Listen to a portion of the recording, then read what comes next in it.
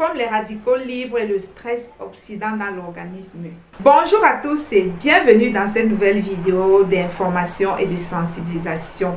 Je m'appelle Marianne et je vais vous entretenir sur le sujet des radicaux libres, du stress oxydatif et des antioxydants.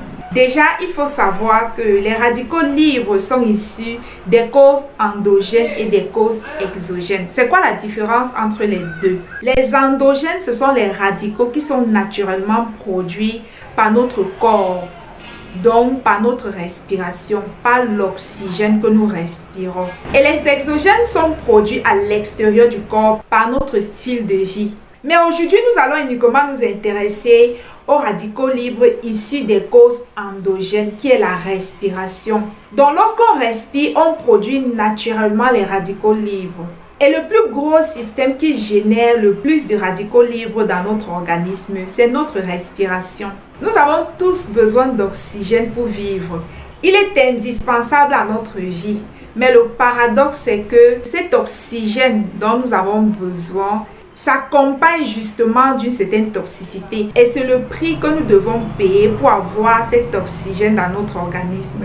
La plupart des gens tombent malades, mais ils ne savent pas que l'origine de la maladie provient majoritairement de l'air que nous respirons. Donc dans cette vidéo, en fait, je vais vous expliquer comment se forment ces radicaux libres dans notre organisme à partir de l'oxygène que nous respirons, à partir de l'air qu'on respire. Donc lorsque nous respirons, cet oxygène arrive dans notre organisme avec sa toxicité, comme je l'ai déjà dit. Cette toxicité, en fait, ce sont les déchets qui se trouvent en fait dans l'air que nous respirons. Et pour que notre organisme se nourrisse de cet oxygène, il va falloir que l'organisme transforme l'oxygène en énergie. L'organisme ne peut pas directement se nourrir de cet oxygène parce qu'elle n'est pas pure. Donc lorsque nous respirons, pratiquement 90% de cet oxygène va se retrouver dans nos cellules, dans notre centrale énergétique qui s'appelle la mitochondrie. Et c'est dans cette centrale énergétique que l'oxygène est transformé en énergie.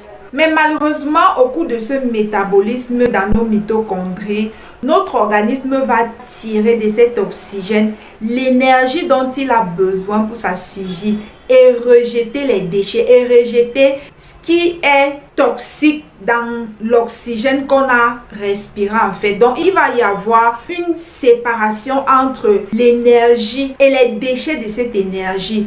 Et c'est ces déchets en fait que l'organisme va rejeter ou toujours dans l'organisme. Donc une fois que ce traitement a eu lieu dans nos mitochondries et que nos mitochondries, qui est notre centrale énergétique, a transformé cet oxygène en énergie, il a tiré de cet oxygène ce qui lui est utile pour sa survie, il rejette automatiquement les déchets, ce qui ne lui sert à rien. Mais le problème, c'est que ces déchets, en fait, ce sont les molécules chimiques qui sont très toxiques et qui vont devenir très réactifs et très agressifs dans l'organisme parce qu'on leur a retiré un électron dans ce processus de transformation de l'oxygène à l'énergie.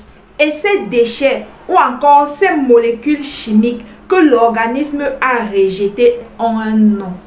On les appelle les radicaux libres ou encore les électrons solitaires. Les radicaux libres, c'est une molécule à qui manque un électron. Les radicaux libres, en fait, ce sont les molécules chimiques très toxiques et très nuisibles que nous respirons en même temps que l'oxygène que nous avons besoin pour vivre. Donc j'espère que vous avez compris comment les radicaux libres se forment dans notre organisme. Parce qu'en général, les électrons se retrouvent toujours en couple, ils se retrouvent toujours par paire. Donc une fois qu'une molécule perd un électron, il devient instable. Il va devenir très agressif. Ça va le déstabiliser. Il va dysfonctionner. Donc quand il perd un électron, ils sont très en colère. C'est comme si on lui a aussi retiré sa part d'oxygène.